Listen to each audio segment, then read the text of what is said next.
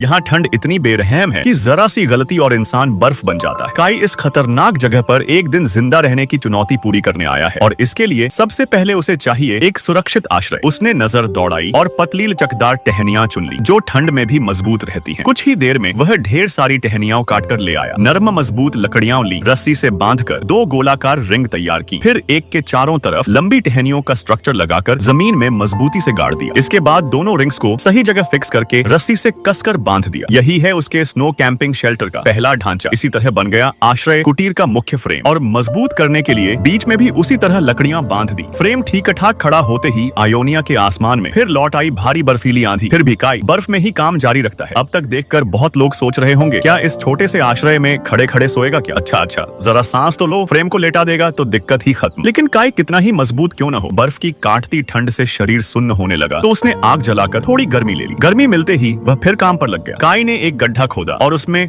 Frame को fit कर दिया ताकि सिलेंडर जैसा फ्रेम इधर उधर लुढ़के नहीं। आश्रय की दीवार बनाने के लिए पतली और लचीली टहनियां सबसे सही थी, तो काई ने कम समय में बहुत सारी टहनियां इकट्ठा कर ली। अब बस उन्हें फ्रेम की दरारों में गाड़ते जाना था और दीवार तैयार होती गई। टहनियां मुलायम और टिकाऊ थीं, इसलिए काई को ज्यादा मेहनत भी नहीं करनी पड़ी। फिर छोटे छोटे लकड़ी के टुकड़े काटकर पीछे एक और फ्रेम बनाया और उसमें भी टहनियां भर दी। लेकिन अभी भी कई तरफ से ठंडी हवा अंदर घुस रही थी। जंगल में संसाधनों की कमी कहाँ, सूखी घास मिल गई जो हल्की गर्मी संभाल लेती है और ठंडी हवा रोक देती है। ऊपर से सूखे पत्ते भी बिछा दिए और आखिर में मिट्टी से दरारें सील कर दी। अब बस दरवाजा बनाना था। उसी तकनीक से मुड़ी हुई लकड़ियों को बांधा, छोटे टुकड़ों से अर्धवृत्ताकार आर्च तैयार किया और टहनियां गाड़ दी। इस तरह प्रवेश का हिस्सा और छोटा और सुरक्षित हो गया। फिर उसने एक छोटा सा दरवाजा बनाकर जोड़ दिया। नाप भी एकदम सटीक, ऊपर नीचे कहीं कोई दरार नहीं और अंदर बाहर आने जाने में जरा भी दिक्कत नहीं। देखकर ही समझ में आ रहा था काई अपने काम से बेहद खुश है। अब बारी थी पोर्टेबल चूल्हे की। इसे बनाना बहुत आसान, बस चिमनी का पाइप जोड़ना था। सब काम खत्म होते ही उसने गर्माहट देने वाली आग जला दी। इस छोटे से घर का पूरा अंदरूनी हिस्सा कुछ ही समय में गर्म हो जाएगा। आखिर में काई ने सूखी घास लाकर फर्श पर बिछा दी, एक नर्म और आरामदायक बिस्तर। अब इतनी मेहनत के बाद वह आखिरकार लेट गया अपने सुरक्षित छोटे से आश्रय में और एक शांत आरामदेह सर्द रात का आनंद लेने लगा।